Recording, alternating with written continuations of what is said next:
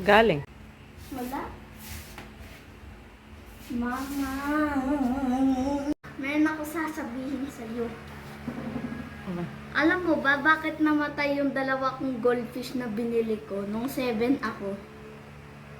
Ay, guro, dahil ayaw na nilang mabuhay. Hindi.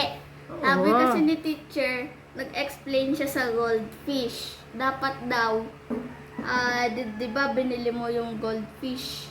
Hindi na sa plastic yun, may tubig. Di ba? Di ba may tubig? Tapos, edi meron May sabaw. Hindi. Di meron kang aquarium. Oh. Ilagay mo muna yung plastic dun sa Yung plastic. aquarium. Oo.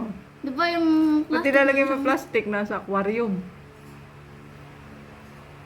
Pa-explain mo na. Tatawanan Oo, mo sige. na naman ako eh. Hindi, sabi mo kasi ilagay mo yung plastic doon sa aquarium. Opo. Oh, pwede nakalutang na yung plastic doon.